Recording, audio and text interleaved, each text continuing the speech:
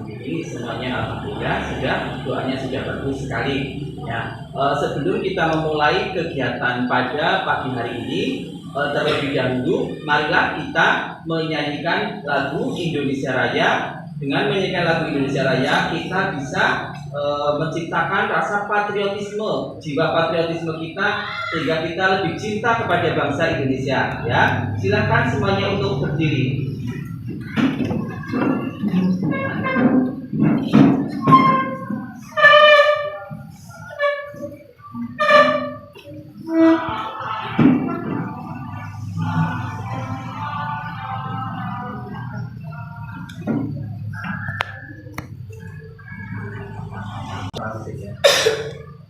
Kita menyanyikan lagu Indonesia Raya. 1, 2, 3. Indonesia tanah airku, tanah tumpah darahku. Di sanalah aku berdiri, jadi pandu ibuku. Indonesia kebangsaanku, bangsa dan tanah airku. Marilah kita berseru, Indonesia bersatu. Hiduplah tanahku, hiduplah negeriku, bangsaku, rakyatku semuanya. Bangunlah jiwanya, bangunlah badannya untuk Indonesia Raya. Indonesia Raya, merdeka, merdeka, tanahku, negeriku yang ku cinta. Indonesia Raya, merdeka, merdeka, hiduplah Indonesia Raya. Silakan duduk kembali. Nah, kalian sudah menyanyikan lagu Indonesia Raya dengan baik juga. Nah, pada kesempatan ini kita sebelum memulai pembelajaran, kita pada hari ini akan berdiskusi bersama-sama membuat keyakinan kelas dan kelas impian saya. Ya, kemarin kita sudah membuat peraturan kelas. Ya, kalian kemarin sudah membuat peraturan kelas. Sekarang kita membuat kelas impian saya dan keyakinan kelas. Ya, tentunya kalian kedua keyakinan kelas dan kelas impian saya itu adalah dua hal yang disebut budaya positif. Ya, budaya positif itu kebiasaan yang baik, itu namanya kebudayaan positif. Ya, kebudayaan positif itu kebiasaan yang baik yang harus kita kerjakan, yang harus kita lakukan. Itu namanya budaya positif. Nah, Pak Guru sudah tahu kalian sudah menerapkan budaya positif dalam kehidupan sehari-hari. Di dalam kelas juga sudah menerapkan budaya positif. Contohnya budaya positif, kalian sudah kalau ketemu sama bapak ibu guru, kamu salaman. Itu namanya budaya positif yang baik yang harus diterapkan dan dilaksanakan. Selain itu, kalian juga kalau ketemu dengan Pak Guru dan Ibu Guru, kamu mengucapkan Assalamualaikum. Itu juga budaya positif. Sudah pernah melakukan budaya positif apa belum? Nah, itu budaya positif yang lain, contohnya kamu melaksanakan piket harian, itu juga namanya budaya positif. Melaksanakan piket itu hal baik apa hal buruk? Baik. Nah, itu kamu sudah melakukan budaya positif. Kemudian kamu setiap hari Senin kamu melaksanakan upacara bendera, itu juga budaya positif. Kemudian kalian juga setiap jam 12 kalian juga sudah mempraktekkan setiap jam 12 kalian sholat zuhur berjamaah. itu juga budaya positif. Kemudian kalian juga kalau diajari sama Pak Guru, kamu dengan sesama mengamati, ya, itu namanya juga budaya positif. Ya, kalian sudah menjalankan budaya positif dengan baik, alhamdulillah ya. Nah, sekarang kita akan berdiskusi bersama-sama tentang membuat kelas impian saya. Nah, ini kelas impian. Kamu kalau kelasnya dalam keadaan baik, nyaman, enak, senang apa tidak? Senang. Ya, senang. Nah, kita akan membuat kelas impian saya dan ya keyakinan kelas. Nanti kamu keyakinan kelas itu akan dilaksanakan oleh kamu, ya, dengan kesadaran diri dan tanggung jawab. Seperti itu dijalankan ya. Kemarin kalian sudah membuat peraturan kelas. Peraturan kelas juga harus dijalankan, ya. Nah, sekarang kita mulai dari pertama, yaitu membuat kelas impian saya. Kamu tentunya mempunyai impian kelas saya itu seperti apa, ya, harus bagaimana, ya. Nanti kalian berdiskusi. Nanti Pak Guru kasih kamu kertas untuk menuliskan apa yang kamu impikan, ya. Silakan kalian ambil pulpennya dulu semuanya.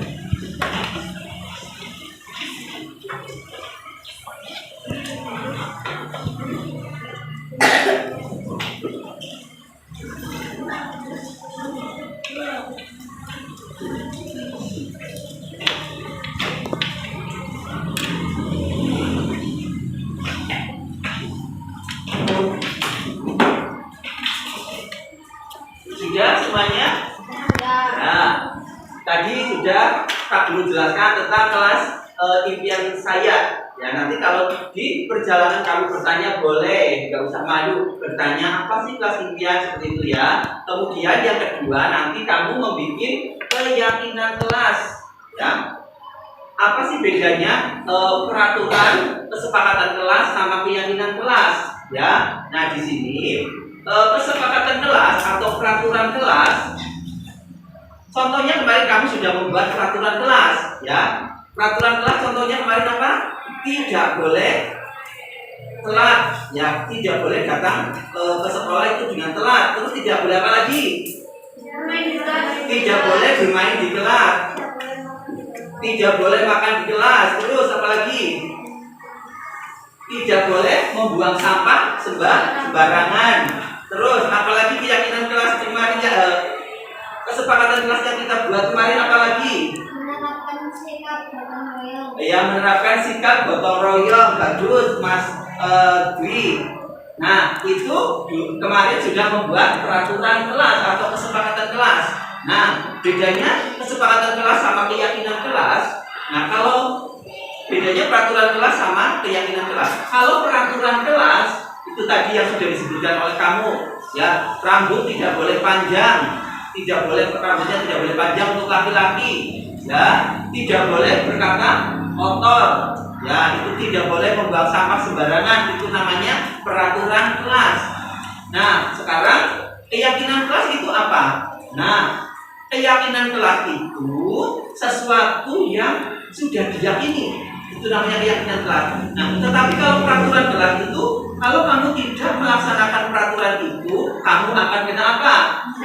Kena sanksi, kena denda yang sudah disepakati oleh kita. Sanksinya apa kemarin kalau tidak melaksanakan kesepakatan kelas atau peraturan kelas? Sanksinya bisa kena denda, bisa disuruh ngepel, bisa disuruh nyapu kelas. Nah, itu peraturan kelas, jadi ada sanksinya. Sedangkan kalau keyakinan kelas itu adalah sesuatu yang diyakini oleh kamu dalam diri, yang paling dalam, kesadaran diri, ya, itu namanya keyakinan kelas. Jadi kamu sudah tahu hal yang baik. Oh ya, berarti kita jalankan hal yang baik itu, ya, dijalankan dengan kesadaran diri dan tanggung jawab. Itu keyakinan kelas. Nah, kita membuat budaya positif ini, kelas impian saya dan keyakinan kelas itu kita terapkan di kelas kita dulu. Kita terapkan budaya positif itu supaya kelas kita menjadi nyaman dan baik. Setelah budaya positif ini diterapkan di kelas kita, kemudian nanti bisa ditiru oleh kelas lain. Ya, bisa ditiru oleh kelas lain. Kemudian setelah ditiru oleh kelas lain, kita bisa ditiru oleh semua lingkungan kelas SD Negeri 1 Bakulan. Ya, itu budaya positif. Budaya positif itu apa? Hal-hal yang baik, ya bagus, itu budaya positif. Kebiasaan yang baik itu namanya budaya positif ya. Kira-kira anak-anak sudah paham? Ya, kalau keyakinan kelas itu sesuatu yang harus dibuat dengan kesadaran diri, ya, dari diri dilaksanakan tanpa paksaan, itu keyakinan kelas. Kalau peraturan kelas itu kalau tidak dilaksanakan itu akan mendapatkan sanksi, akan mendapatkan hukuman. Ya, kita membuat keyakinan kelas, kita harus sepakati. Ya, kita harus jalankan dengan baik. Sudah paham anak-anak? Ya, nanti kalau di perjalanan kan belum paham, nanti bisa tanya ke Pak Guru ya. Ya, sekarang kita pertama membuat kelas impian saya, kelas impian kita. Kelas kita itu mau seperti apa ya? Di kelas tidak boleh berantem, atau contohnya misalnya terus keyakinannya saya pengen kelas ini menjadi kelas yang indah, kayak gitu, itu juga bisa. Contohnya, ya. Sekarang silakan kamu berpikir, kira-kira kelas impian saya itu yang kelas seperti apa dalam angan-anganmu, pikiranmu, kelas yang seperti apa gitu ya. Silakan kamu tuliskan, nanti dibaca satu persatu ya, untuk dibacakan. Ya, silakan kamu tulis kelas impianmu.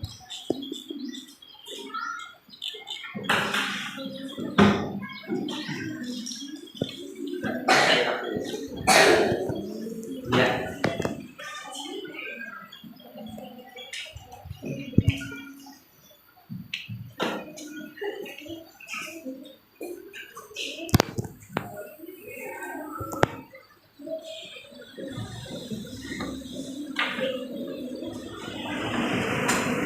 Ya, silakan kalian tulis satu kelas impian kamu. Kelas impian kamu seperti apa kira-kira ya? Kamu tuliskan tulisannya yang bagus ya, biar nanti dibaca, ditempel di sini, nanti dipasang di tembok. Ya, silakan untuk menuliskan kelas impianmu. Ya, satu saja. Dikasih nama Bapak. Gak usah dikasih nama, gak usah dikasih nama.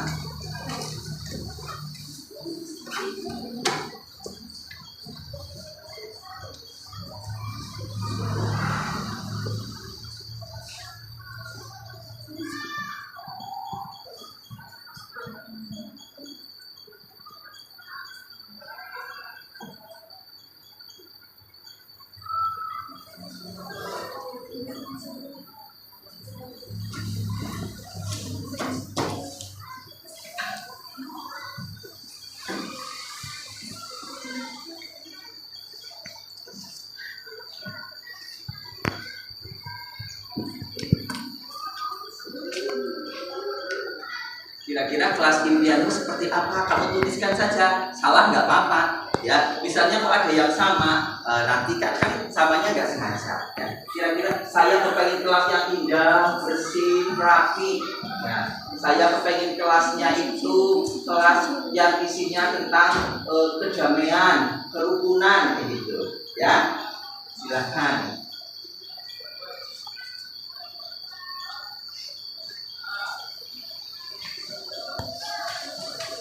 Saya kepengen kelas yang seneng-seneng, kayak gitu. Terserah kamu.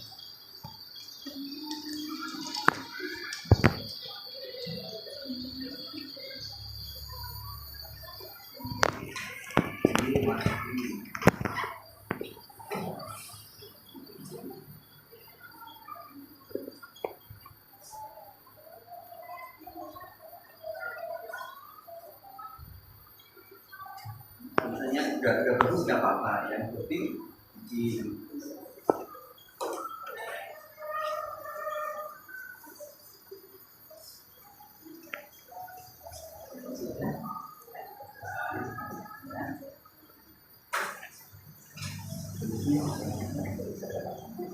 Ya berapa?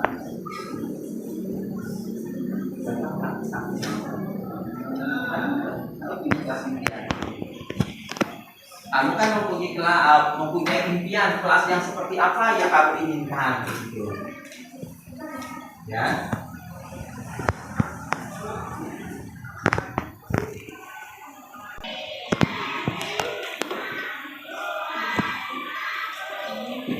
Sudah ya? Kalau sudah kelas impianmu, sekarang kamu taruh di depanmu. Semuanya taruh di depan pojok.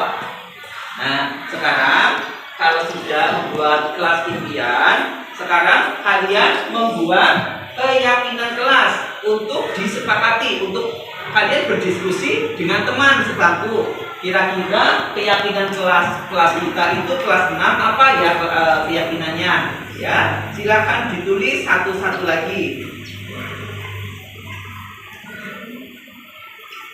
Jangan keliru ya, yang impian taruh sini.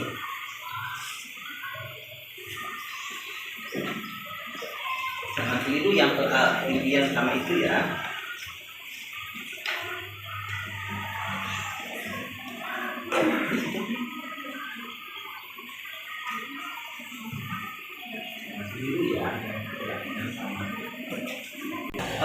Sekarang kita akan membuat keyakinan kelas, ya. Keyakinan kelas itu tadi sudah dikasih tahu ya. Jadi kemarin sudah membuat peraturan kelas. Peraturan kelas itu supaya ditaati. Contohnya tidak boleh membuang sampah sembarangan. Itu kan konotasinya negatif. Diubah menjadi yang konotasinya itu yang positif. Jadi menjaga kebersihan kelas itu keyakinan kelas. Jadi seperti itu. Paham? Ya, sekarang silakan kalian membuat keyakinan kelas yang harus ditaati oleh kamu. Kira-kira apa? Belajar dengan sungguh-sungguh, menghormati,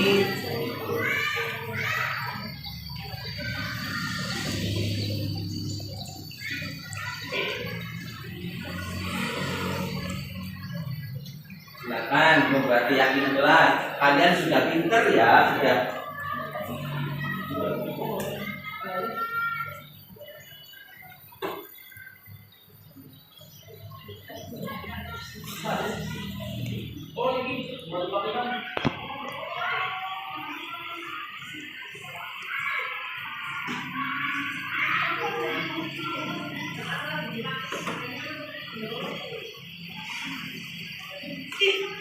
Sudah ya, keyakinan kelas sudah dibikin? Ya, kalau ya sudah, silakan untuk nanti ditempel. Ya, jangan sampai keliru antara keyakinan kelas dan kelas impian saya. Kalau kelas impian saya kamu taruh di bawahnya, Ya.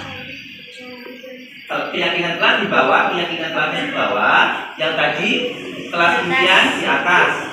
Maksudnya kayak gini mas, gambaran kayak gini. Nah. Ya. Sudah semuanya? Ya, coba.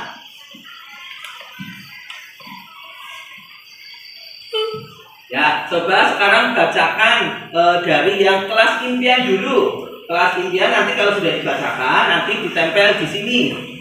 Ya. Siapa yang mau membacakan dulu kelas impian saya, mau kelas seperti apa? Silakan dibaca untuk ya Mas Dwi yang berdiri. Ya. Saya pengen kelas ini menjadi lebih bersih. Ya, bagus. Tepuk tangan. Ya. Saya silakan ditempel di sini, Mas.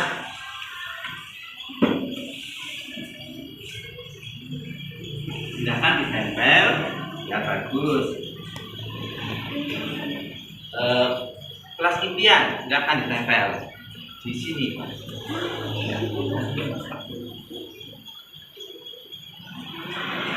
Ya, bagus. Silakan duduk kembali.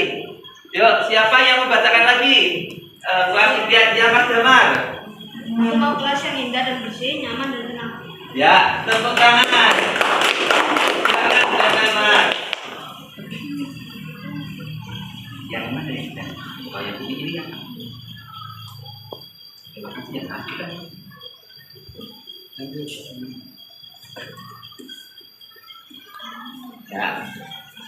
Siapa kembali yang mau membacakan kelas impiannya?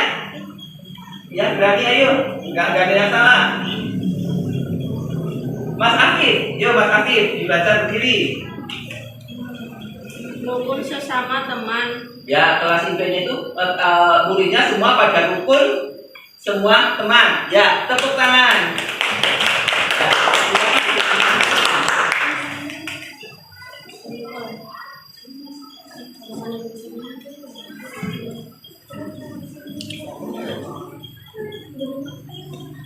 Ya.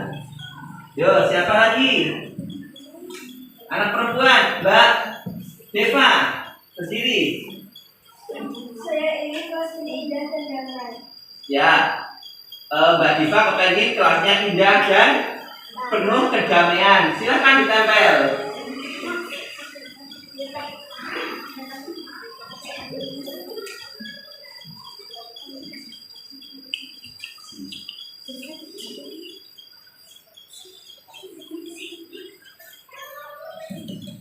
Ya, siapa lagi? Ayo yang membacakan. Mas Endra, berdiri. Saya ingin kelas yang rukun dan damai. Yang rukun dan damai. Ya, silakan sini Mas.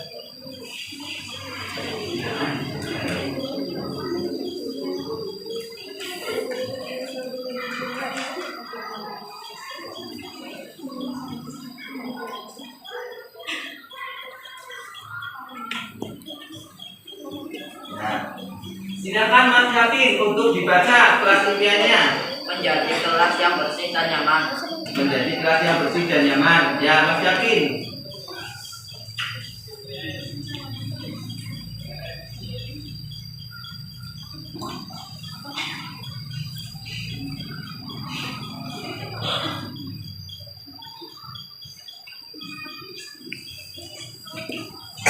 Kemudian Mbak Diva, yuk dibaca. Saya ingin kelas yang rapi dan bersih. Rapi dan bersih. Ya, silakan ditempel.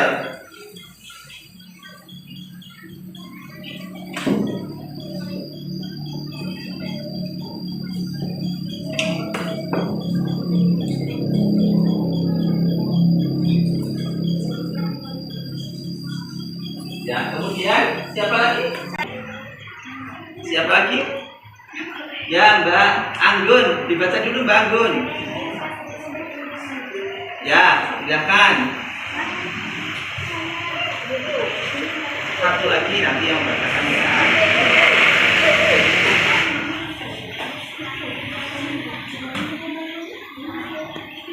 Ya, satu lagi. Ya, Mbak Angel, silakan dibaca yang keras. Ya.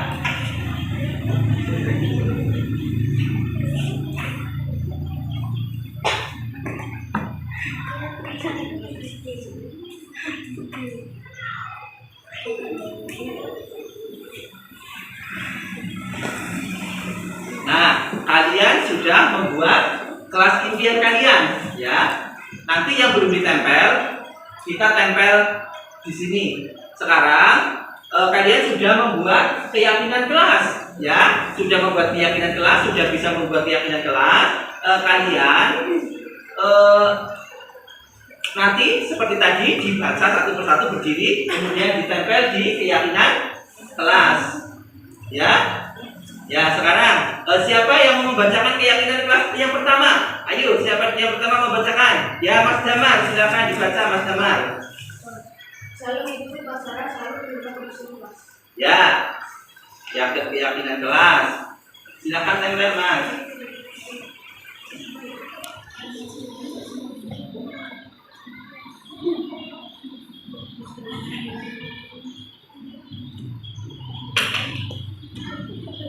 Siapa lagi? Mas, ya Mas Afif.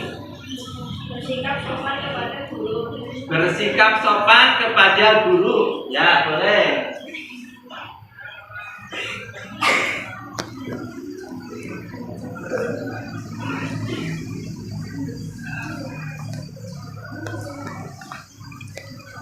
Siapa lagi? Saya Ya, nanti itu dulu Mbak Siva.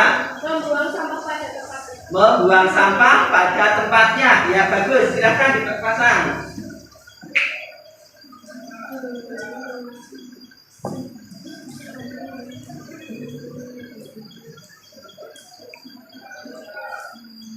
Ya. Siapa lagi tadi? Saya Ya, Mas Endra. Setelah Mas Endra nanti dibaca dulu Mas Endra.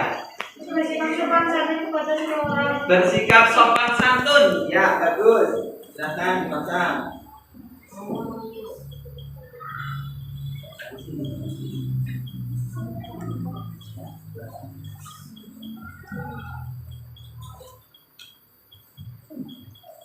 Siapa lagi tadi? Oh ya, Mas David. Dibaca dulu Mas David. Selalu datang tempat waktu membuang sampah pada tempatnya. Ya, selalu datang tepat waktu. Ya.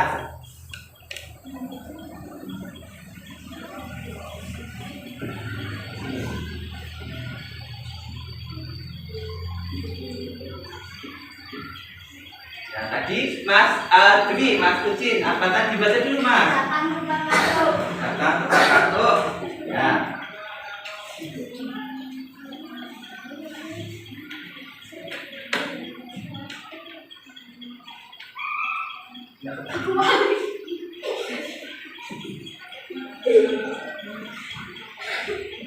Siapa lagi yang mau membacakan?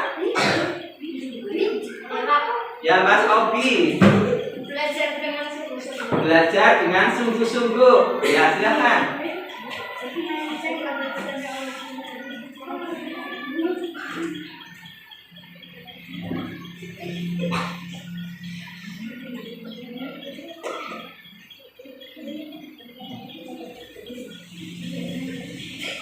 Yo, siapa lagi? Oh ya, Mas Sena. Datang tepat waktu. Datang tepat waktu. Ya, silakan.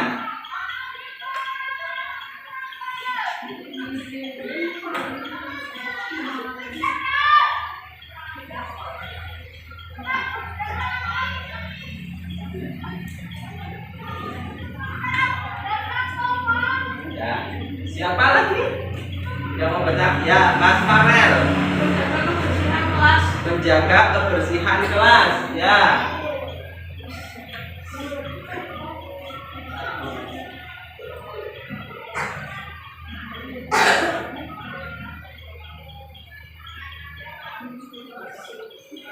Ya, siapa lagi anak perempuan ini? Yuk. Ya, Mbak Yunita.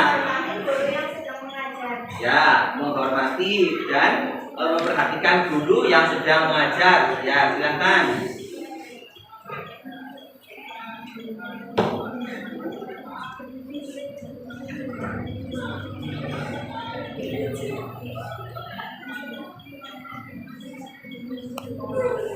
Nah, kalian sudah membuat kelas impian saya dan keyakinan kelas. Kalian sudah bisa membuat keyakinan kelas. Ya, kita tepuk tangan untuk kita semua, ayo.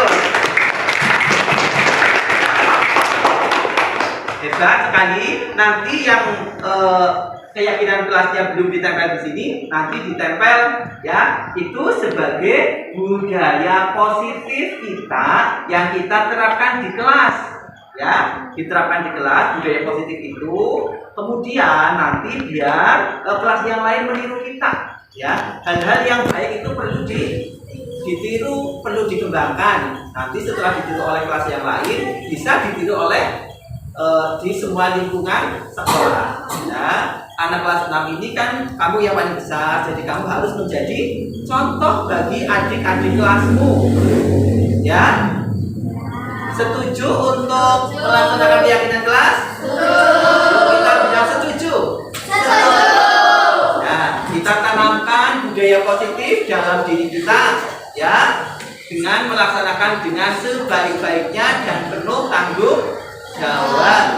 Ya, kalian sudah, kamu juga harus mengembangkan profil pelajar Pancasila. Ya, diantaranya kamu tadi beriman dan bertakwa kepada Tuhan Yang Maha Esa.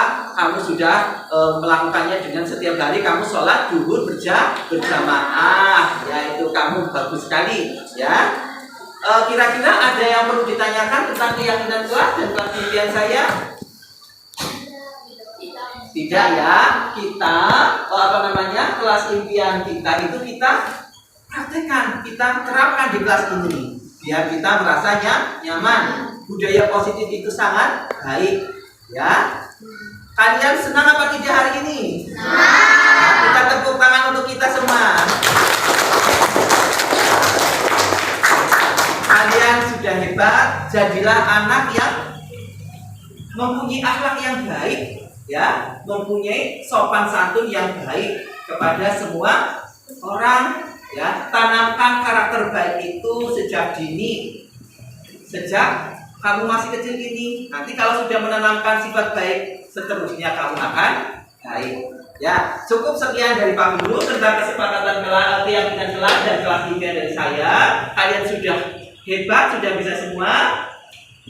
Dari Pak Guru cukup sekian. Wassalamualaikum warahmatullahi wabarakatuh. Waalaikumsalam warahmatullahi wabarakatuh.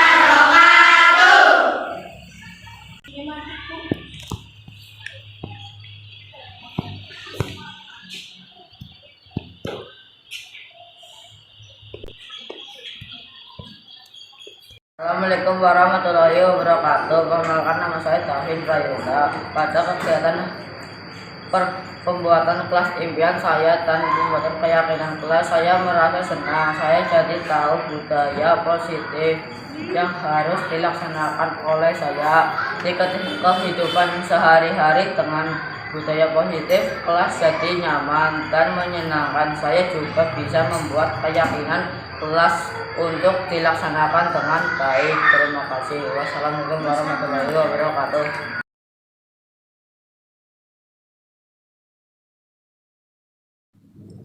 Bismillahirrahmanirrahim. Assalamualaikum warahmatullahi wabarakatuh. Waalaikumsalam warahmatullahi wabarakatuh. Yang saya hormati Ibu Kepala SD Negeri 1 Bakulan, yang saya hormati Bapak Ibu SD Negeri 1 Bakulan.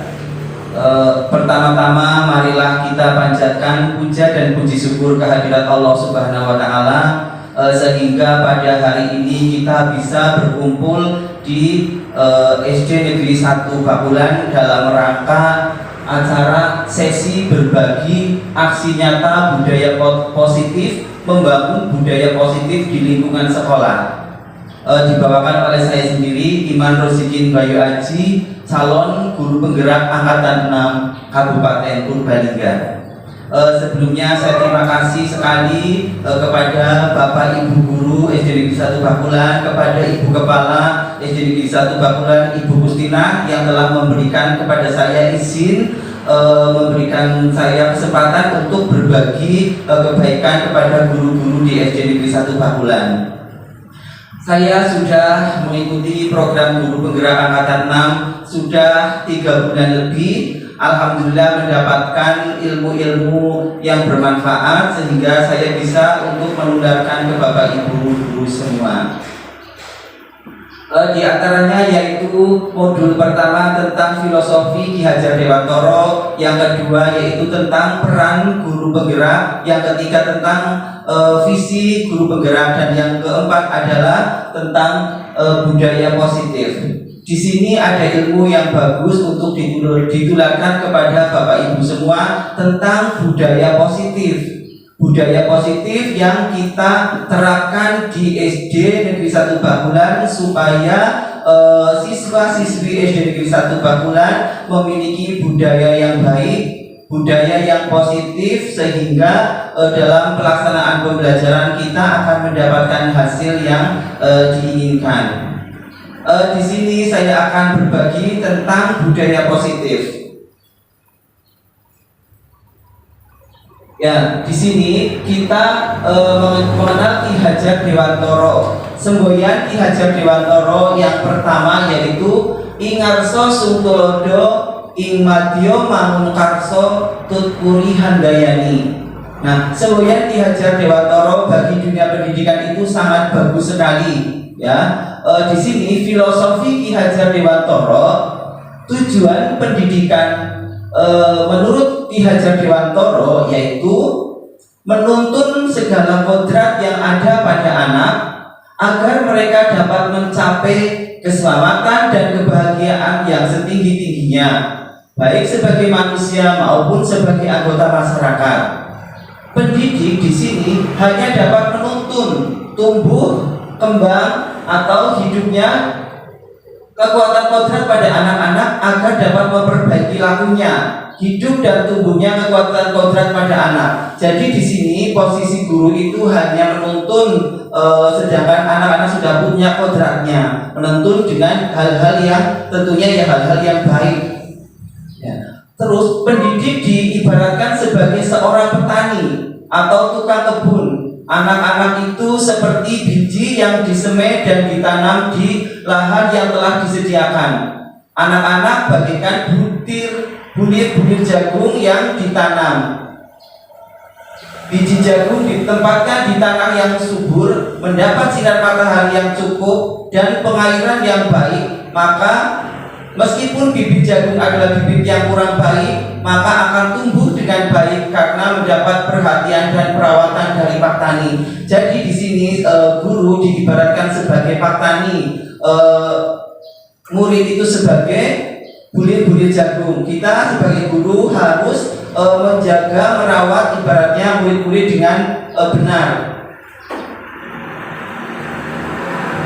Kemudian di sini kita juga memerdekakan belajar, merdeka dalam belajar. Kita memberi kemerdekaan kepada anak didik kita. Kita tidak boleh, istilahnya kita memberi hukuman. Kita tidak boleh di depan anak itu merasa kita marah. Marah kita itu jangan dilihatkan kepada anak didik kita. Kita pendam kemarahan kita, walaupun kita marah tapi kita keluarnya itu hal-hal. Kita selanjutnya akan belajar tentang budaya positif. Budaya positif itu kita terapkan di sekolahan kita sehingga nanti lingkungan sekolah kita akan memiliki budaya-budaya yang sangat baik. Ya, budaya positif diantaranya yang pertama yaitu disiplin positif dan nilai-nilai kebajikan universal. Yang kedua, teori motivasi, hukuman, penghargaan dan restitusi. Yang ketiga yaitu keyakinan kelas. Yang keempat, kebutuhan dasar manusia. Yang kelima, restitusi posisi kontrol. Dan yang keenam, segitiga restitusi. Ya, sekarang coba kita sedikit bermain. Coba Ibu Kepala monggo mau menuliskan sesuatu. Bebas, Ibu Kepala mau menuliskan apa terserah. Nanti itu rahasia di kepala Ibu. Jangan sampai yang lainnya tahu Bu Kepala itu menuliskan sesuatu, itu rahasia. Menurut itu Bu Kepala itu menuliskan sesuatu yang sangat rahasia. Silakan nulis apa, kita tidak boleh tahu. Sudah menulis Ibu Kepala? Oh iya, silakan di kelas ya boleh. Sekarang coba ada yang salah satu untuk membujuk. Ada yang berani, gitu kayaknya nggak ada yang berani sama kepala lagi. Itu kayaknya gitu. Oh ya coba siapa yang mau membujuk? Nah, di sini ilusi kontrol. Jadi kita itu tidak bisa mengontrol orang lain. Ya, tetapi yang bisa mengontrol itu adalah diri kita sendiri.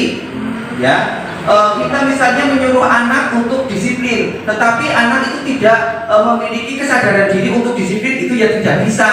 Disiplin itu datangnya dari dalam diri sendiri. Kayak tadi Bu Kepala itu memegang itu tidak boleh kayak gitu. Ya, itu berarti kontrol itu ada di diri kita. Kita tidak bisa mengontrol orang lain. Ya, intinya seperti itu. Jadi kita bisa menyuruh anak, tetapi kita tidak bisa memaksa. Misalnya harus berdisiplin. Memang anaknya itu tidak dalam hati untuk tidak berdisiplin, ya tidak jadi.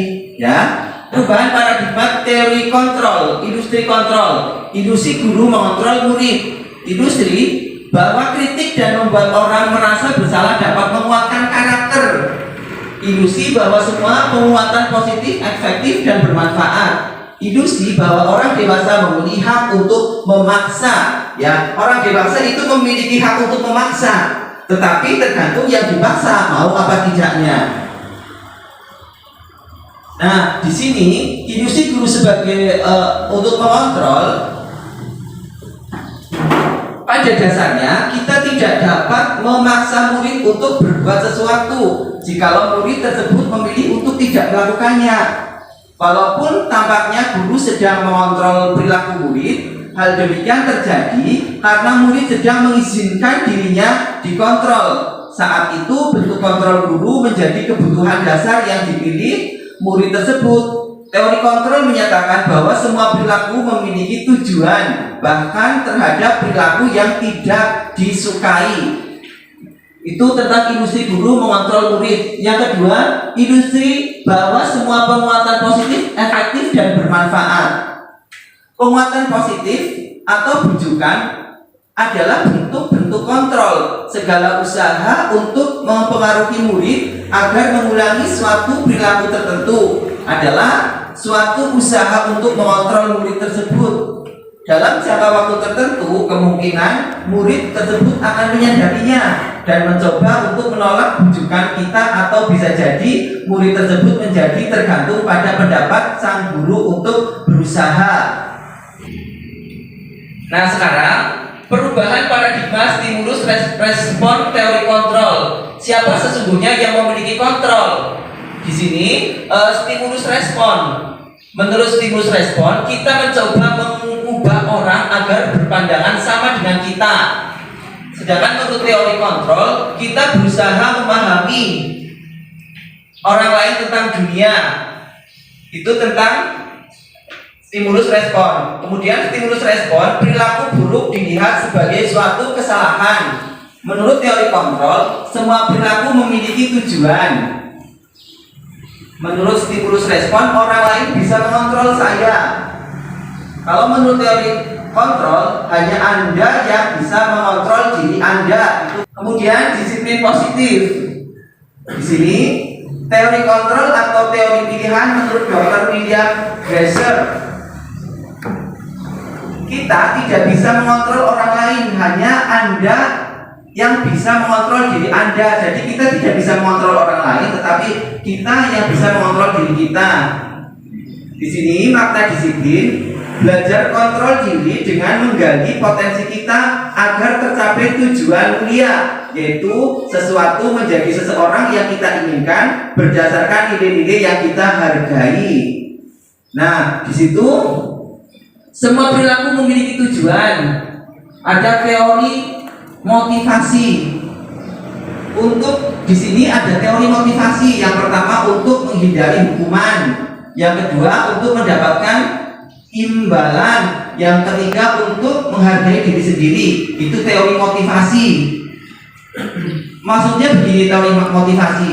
Anak-anak disuruh mengerjakan, yaitu mau mengerjakan dengan alasan tidak dihukum, itu namanya untuk menghindari hukuman. Jadi anak-anak itu mengerjakannya hanya untuk tidak dihukum oleh gurunya. Itu teori menghindari hukuman. Terus teori untuk apa itu? Untuk mendapatkan imbalan. Murid itu mau mengerjakan sesuatu asal ada imbalannya. Itu namanya motivasi ekstrinsik dari luar, ya, bukan dari dalam. Itu hal yang belum baik. Karena anak itu mengerjakan sesuatu karena ada imbalan, karena takut hukuman, itu berarti belum baik. Tetapi yang ketiga yaitu untuk menghargai diri sendiri, itu motivasi intrinsik dari dalam. Itu di situ ada nilai-nilai kebijakan universal. Berarti anak itu sudah mandiri karena sudah termotivasi dari dalam, yaitu unsur intrinsik. 5 kebutuhan dasar manusia. Yang pertama yaitu penguasaan, yang kedua kasih sayang dan rasa diterima, kemudian ketenangan, dan yang selanjutnya kebebasan. Itu adalah kebutuhan dasar manusia. Nah, keterkaitan makna kemerdekaan dan disiplin menurut Ki Hajar Dewantara. Definisi kata merdeka menurut Ki Hajar Dewantara adalah mardika iku jarwanya nora mung lepasing pangge nging uga kuat kuasa amandiri priyangga Jadi artinya di sini merdeka itu artinya tidak hanya terlepas dari perintah, akan tetapi juga cakap buat memerintah diri sendiri. Itu artinya merdeka. Bapak Pendidikan kita Ki Hajar Dewantoro menyatakan bahwa di mana ada kemerdekaan, disitulah harus ada disiplin yang kuat. Jadi kalau sudah ada disiplin, itu ada kemerdekaan. Sungguh pun disiplin itu bersifat self disiplin, yaitu kita sendiri yang mewajibkan kita dengan sekeras-kerasnya. Tetapi itu sama saja, sebab jikalau kita tidak cakap melakukan self disiplin, wajiblah penguasa lain mendisiplinkan diri kita dan peraturan. Demikian itulah harus ada di dalam suasana yang merdeka. Kemudian disiplin di situ Ki Hajar Dewantoro menyatakan bahwa untuk mencapai kemerdekaan atau dalam konteks pendidikan kita saat ini, untuk menciptakan murid yang merdeka, syarat utamanya adalah harus ada disiplin yang kuat. Jadi kita tanamkan dulu sifat disiplin kepada anak didik kita. Disiplin yang dimaksud adalah disiplin diri yang memiliki motivasi internal. Nah, sekarang apakah makna disiplin? Sebenarnya disiplin itu apa? Selama ini kita sudah mengetahui kata-kata disiplin. Sebenarnya disiplin itu apa? Disiplin itu berasal dari bahasa Latin disiplina, yang artinya itu belajar. Disiplin itu artinya belajar sesungguhnya. Makna asal dari kata ini berkonotasi dengan disiplin dari diri murid Socrates dan Plato. Disiplin diri membuat orang menggali potensinya menuju sebuah tujuan apa yang dia hargai, itu disiplin diri. Namun dalam budaya kita, makna kata disiplin telah berubah menjadi sesuatu yang dilakukan seseorang kepada orang lain untuk mendapatkan kepatuhan.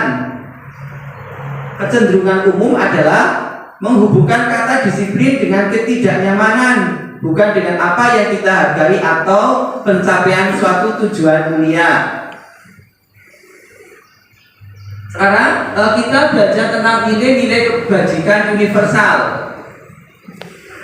Nilai-nilai kebajikan adalah sifat-sifat positif manusia yang merupakan tujuan mulia yang ingin dicapai setiap individu.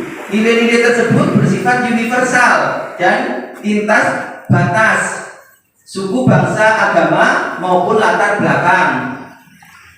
Setiap perilaku atau perbuatan memiliki suatu tujuan. Dr. William Glasser pada teori kontrol tahun 1984. Dengan mengaitkan nilai-nilai kebajikan yang diyakini seseorang, maka motivasi intrinsiknya akan terbangun sehingga menggerakkan motivasi dari dalam untuk dapat mencapai tujuan mulia yang diinginkan. Diana Gosen 1998. Profil pelajar Pancasila yang pertama yaitu beriman, bertakwa pada Tuhan Yang Maha Esa dan berakhlak mulia. Yang kedua yaitu mandiri. Yang ketiga itu bernalar kritis. Yang keempat berkebinekaan global. Yang kelima gotong royong, dan yang keenam yaitu kreatif.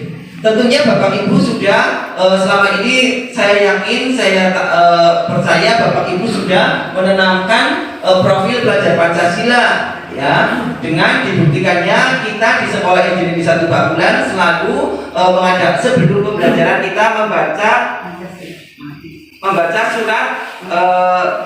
surat Yasin, ya. Sebelum pembelajaran kita membaca doa. Nah, kemudian kita juga melakukan sholat duhur berjamaah, ya. Itu sudah merupakan kita sudah menuju ke profil pelajar Pancasila. Selanjutnya yaitu mandiri.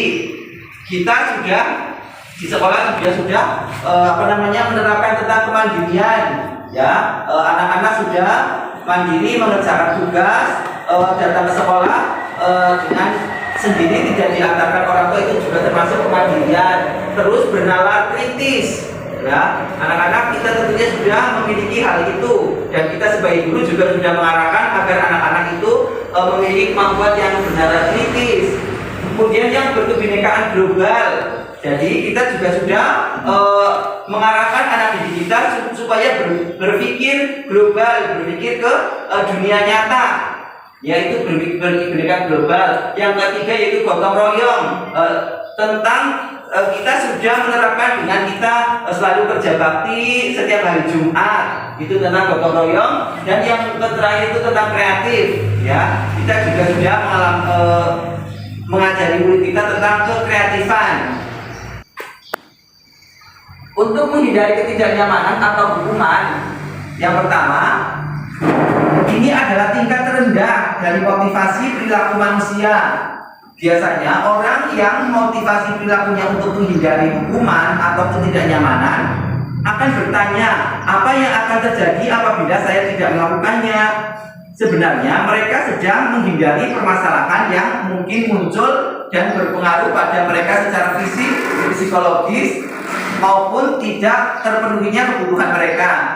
Bila mereka tidak melakukan tindakan tersebut, motivasi ini bersifat eksternal, bersifat dari luar. Kemudian yang kedua, untuk mendapatkan imbalan dari orang lain atau institusi.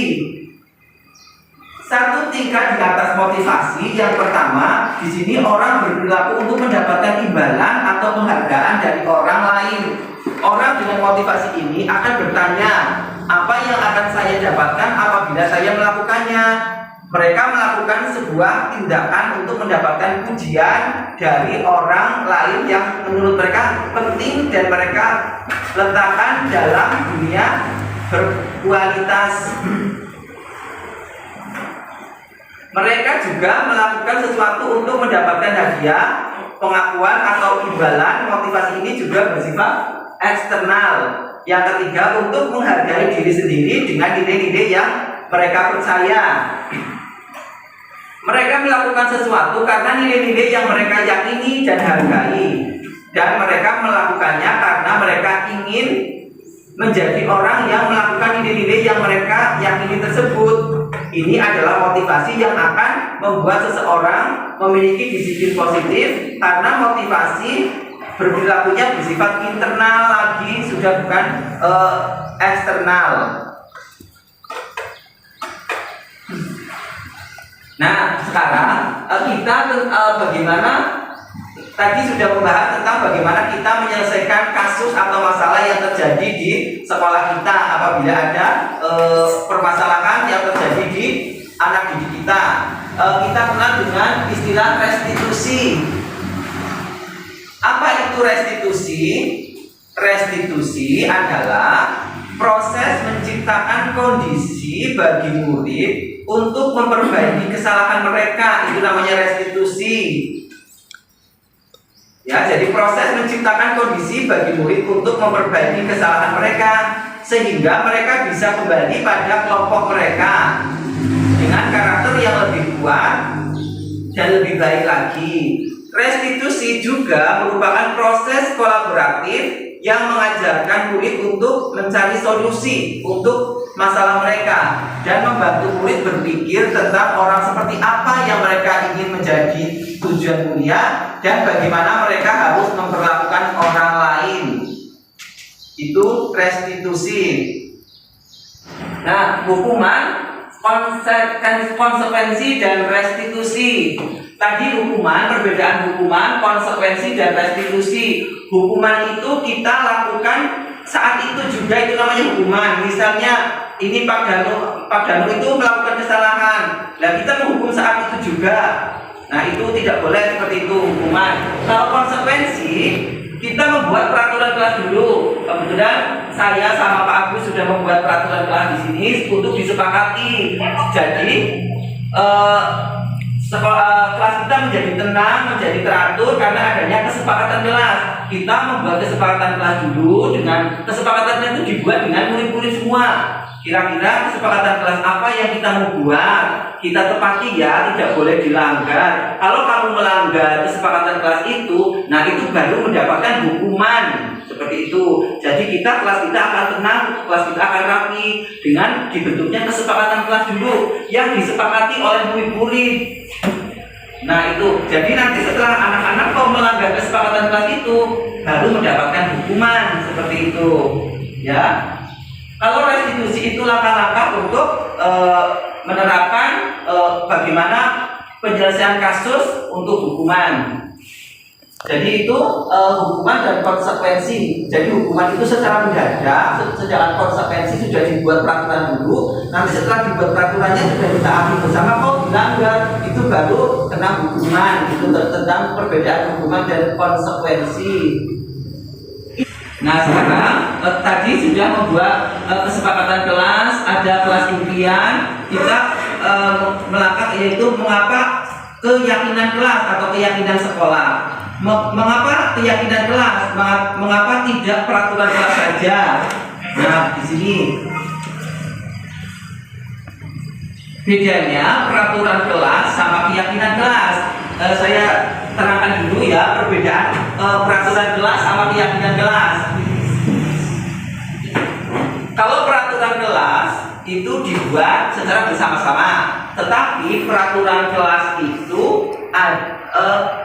dia mau menaati peraturan kelas itu takut dihukum, itu peraturan kelas. Jadi dia itu saya mau menaati peraturan kelas kamu takut dihukum kayak gitu. Nah itu juga masih belum bagus, belum positif. Tetapi kalau sudah menginjak ke keyakinan kelas itu berarti kita sudah sadar, oh disiplin itu bagus. Berarti oh itu berbuat baik itu bagus. Berarti sudah tertanam dalam diri kita itu bahwa keyakinan itu betul-betul baik. Itu seperti itu untuk keyakinan kelas. Bedanya bedanya peraturan kelas sama keyakinan kelas. Peraturan kelas masih bisa dihukum, kalau keyakinan kelas itu tidak. Soalnya sudah dari intrinsik, dari dalam diri kita. Itu kita sudah membuat keyakinan kelas juga bersama murid-murid. Mudah-mudahan dapat ditepati keyakinan kelas itu. Nah di sini tentang budaya positif, kita membuat dari awal dulu, dari hal yang terkecil dulu, yaitu kita membuat peraturan kelas. Dengan kita membuat peraturan kelas, kita anak-anak sudah terbiasa budaya positif. Jadi anak-anak di sini sudah menaati peraturan. Jadi kita kondusif, suasananya tidak nakal, tidak dapat dikontrol intinya. Dari perubahan kelas kemudian menjadi keyakinan kelas. Keyakinan kelas itu diterapkan tidak hanya di kelas saja, di luar kelas sudah. Kalau ibu tidak baik, berarti anak-anak sudah tertanam keyakinan kelas di situ. Kemudian akan mempengaruhi lingkungan positif. Teman-teman yang sudah berbuat baik akan menular ke yang lainnya. Bahwa itu ibu tidak boleh, yang lainnya akan tertular. Kemudian setelah itu menjadi budaya yang positif sehingga sekolah menjadi kondusif. Ya, itu adalah tentang budaya positif. Sekarang dari penjelasan tadi saya mau umpan balik. Coba saya bertanya kepada salah satu dari Bapak Ibu. Siapa ya? Coba yang mana yang merupakan keyakinan kelas? Terus mengapa? Siapa yang mau menjawab? Coba umpan balik dari keterangan tadi yang sudah saya sampaikan. Mana yang termasuk kesepakatan kelas? Mana yang termasuk keyakinan kelas? Gimana? Kalau menurut saya itu yang hijau, Ya, itu yang keyakinan kelas. yang kelas. Ya. Yang putih yang kesepakatan kelas. Ya, jawaban. Terima kasih Pak Harun atas umpan baliknya. Jawaban Pak Agus dan Pak Harun itu sudah betul, ya. Jadi yang keyakinan kelas itu menurut Pak Harun tadi sebelah sini, ya ini sudah betul keyakinan kelas. Kalau menurut Pak Agus juga ini yang putih itu, yang hijau itu keyakinan kelas ya. Dia juga yang sini, ya. Di sini ini kesepakatan menjaga kebersihan sekolah itu termasuk di sini itu kesepakatan kelas. Kalau yang keyakinan kelas ini kami guru dan murid yang saling menyayangi itu termasuk keyakinan kelas. Jadi sudah tertanam dalam diri kita. Kami dan guru dan murid saling menyayangi, sudah tertanam dalam diri kita. Terus kami murid yang semangat belajar, itu keyakinan kelas ditanamkan dalam diri siswa. Kami murid yang peduli dengan teman-teman, ya itu seperti itu. Terus keyakinan sekolah atau kelas. Contoh keyakinan kelas, contohnya seperti ini. Contoh keyakinan kelas 1, setiap anggota kelas perlu belajar. Terus yang kedua, setiap anggota kelas perlu senang. Setiap anggota kelas perlu melakukan tugas. Setiap anggota kelas perlu saling menghargai. Setiap anggota kelas perlu merasa aman. Itu keyakinan kelas. Sekarang kebutuhan dasar manusia. Ya, kebutuhan dasar manusia itu ada kebutuhan bertahan hidup atau survival. Ya, yang kedua cinta dan kasih sayang atau belonging. Yang ketiga penguasaan atau power. Yang keempat kebebasan atau freedom. Yang kelima itu kesenangan. Ini adalah kebutuhan dasar manusia, kebutuhan dasar murid kita. Itu kebutuhan bertahan hidup, cinta dan kasih sayang, penguasaan, kebebasan dan kesenangan. Sekarang kebutuhan bertahan hidup atau survival. Kebutuhan bertahan hidup atau survival adalah kebutuhan yang bersifat fisiologis untuk bertahan hidup, misalnya kesehatan, rumah, dan makanan. Kebutuhan biologis sebagai bagian dari proses reproduksi, termasuk kebutuhan untuk tetap bertahan hidup. Komponen psikologis pada kebutuhan ini meliputi kebutuhan akan perasaan aman, terus kasih sayang dan rasa diterima atau belonging. Kebutuhan ini dan tiga kebutuhan berikutnya adalah kebutuhan psikologis, kebutuhan untuk disayangi. Kemudian yang selanjutnya yaitu kesenangan atau fun. Kebutuhan akan kesenangan adalah kebutuhan untuk mencari kesenangan, bermain, tertawa. Bayangkan hidup tanpa kenikmatan apapun, tanpa betapa menyedihkan. Dresser menghubungkan kebutuhan akan kesenangan dengan belajar. Semua hewan dengan tingkat integrasi tinggi. Nah, itu tentang kesenangan atau fun. Sekarang posisi kontrol guru. Kita sebagai guru itu harus tahu posisi kontrol itu seperti apa. Kita menerapkan selama ini kita menerapkan yang mana posisi kontrol guru. Diana Gosen dalam bukunya Restitution Restituting School Disiplin itu menyebutkan ada beberapa posisi kontrol guru. Yang pertama yaitu penghukum. Seorang penghukum bisa menggunakan fisik atau verbal. Yang kedua, pembuat orang merasa bersalah. Pada posisi ini biasanya guru akan bersuara lebih lambat.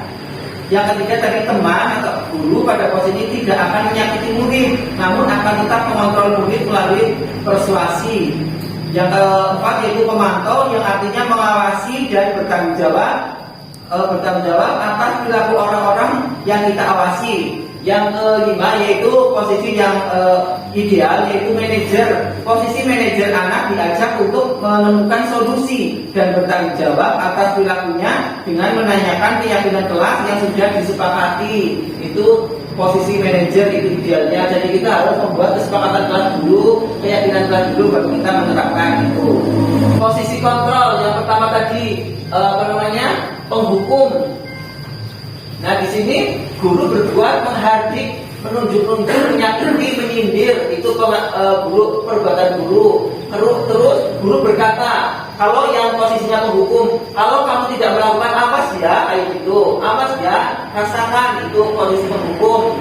Kemudian hasil, anaknya malah kalau dihukum malah semakin memberontak, menyalahkan orang lain, terus berbohong. Itu jadi penghukum ini di sini itu di garis merah itu tidak boleh. Terus kaitan dengan dunia berkualitas, murid melakukan murid meletakkan guru di luar dunia berkualitas. Jadi muridnya itu tidak dianggap. Murid berkata, biarkan saja, nanti juga marah-marah lagi. Terus dampak pada murid mengulangi kesalahan. Justru kalau dihukum malah justru kita akan diulangi lagi kesalahannya. Terus yang selanjutnya membuat orang merasa bersalah. Biasanya itu gurunya berbuat itu berceramah dan mengatakan seharusnya begini, tetapi dengan suara yang lembut, seharusnya kamu begini ya gitu ya lembut. Terus ibu kecewa loh kayak gitu. Terus itu guru berkata, kamu sudah tahu ibu telah lelah sekali mengolahkannya, ibu stres. Pokoknya yang lembut itu membuat orang merasa bersalah. Terus hasilnya menyembunyikan, menyangkal dan berbohong itu. Kaitan dengan dunia berkualitas, murid melakukan dulu di dalam dunia berkualitas. Murid berkata maafkan saya, tapi itu nanti diganti lagi. Terus dampak pada murid itu merasa rendah diri. Nah di sini akan belajar tentang segitiga restitusi. Segitiga restitusi itu langkah-langkahnya yang pertama yaitu tadi menstabilkan identitas, yang kedua validasi kebutuhan, yang ketiga yaitu menanyakan keyakinan. Ya, menstabilkan identitas. Yang pertama, bagian dasar dari segitiga bertujuan untuk mengubah identitas anak dari orang yang gagal karena melakukan kesalahan menjadi orang yang sukses. Anak yang melanggar peraturan karena sedang mencari perhatian adalah anak yang sedang mengalami kegagalan. Dia mencoba untuk memenuhi kebutuhan dasarnya, namun ada benturan. Kalau kita mengkritik dia, maka kita akan tetap membuatnya dalam posisi gagal. Kalau kita ingin ia menjadi reflektif, maka kita harus meyakinkan anak dengan cara mengatakan kalimat-kalimat ini. Itu menstabilkan identitas. Berbuat salah itu tidak apa-apa. Terus tidak ada manusia yang sempurna. Saya juga pernah melakukan kesalahan seperti itu. Kita bisa menyelesaikan ini. Bapak Ibu tidak tertarik mencari siapa yang salah, tetapi Bapak Ibu ingin mencari solusi dan permasalahan ini. Kamu berhak merasa begitu. Apakah kamu sedang menjadi teman yang baik untuk dirimu sendiri? Itu kata-kata yang dalam menstabilkan identitas. Kemudian validasi tindakan yang salah. Kalimat-kalimat di bawah ini mungkin terdengar asing buat guru. Namun bila dikatakan dengan nada tanpa menghakimi akan memvalidasi kebutuhan mereka. Contohnya, padahal kamu bisa melakukan yang lebih buruk dari ini ya. Kamu pasti punya alasan mengapa melakukan hal itu. Kamu patut bangga pada dirimu sendiri karena kamu telah melindungi sesuatu yang penting buatmu. Kamu boleh mempertahankan sikap itu, tapi kamu harus menambahkan sikap yang baru. Nah, sekarang langkah segitiga restitusi yang terakhir itu menanyakan keyakinan. Teori kontrol menyatakan bahwa kita pada dasarnya termotivasi secara internal ketika identitas sukses telah tercapai, langkah 1, dan tingkah laku yang salah telah divalidasi, langkah 2. Maka anak akan siap untuk dihubungkan dengan nilai-nilai yang dipercaya dan berpindah menjadi orang yang dia inginkan. Pertanyaan-pertanyaan di bawah ini menghubungkan keyakinan anak dengan keyakinan kelas atau keluarga. Ini dalam menanyakan keyakinan. Yang pertama, apa yang kita percaya sebagai kelas atau keluarga? Selanjutnya, apa nilai-nilai umum yang kita telah sepakati? Apa bayangan kita tentang kelas yang ideal? Terus kamu mau jadi orang yang seperti apa? Nah, seperti itu penjelasan dari saya tentang budaya positif. Nanti materinya untuk memperdalam lagi. Kalau Bapak Ibu ada yang yang kurang paham, kurang jelas, bisa ditanyakan ke saya. Nanti sebisanya akan saya jawab. Intinya kita itu menanamkan budaya positif terlebih dahulu di skala kecil dulu. Kalau kita di ruang kelas sudah membudaya kebaikannya, akan tertular di kelas-kelas lain, kemudian setelah itu akan tertular semua di lingkungan sekolah budaya positif itu. Tetapi alhamdulillah di EJ kita, Indonesia Pakulan, insya Allah budaya positif sudah tertanam. Dari saya kira-kira cukup sekian. Sekali lagi nanti materi akan saya kirim ke Bapak Ibu untuk dipelajari lagi biar Bapak Ibu lebih paham. Ini Bapak Ibu. Nanti mungkin ada pertanyaan dari Bapak Ibu. Tidak ada pertanyaan, sudah jelas, Jelas. Ya bagus. Nanti kalau Bapak Ibu kalau kurang jelas, insya Allah nanti materi akan saya kirim ke Bapak Ibu untuk dipelajari supaya Bapak Ibu lebih jelas lagi. Dari saya cukup sekian. Apabila ada kata-kata yang salah, mohon maaf. Wabillahi taufiq wal hidayah. Wassalamualaikum warahmatullahi wabarakatuh. Waalaikumsalam warahmatullahi wabarakatuh.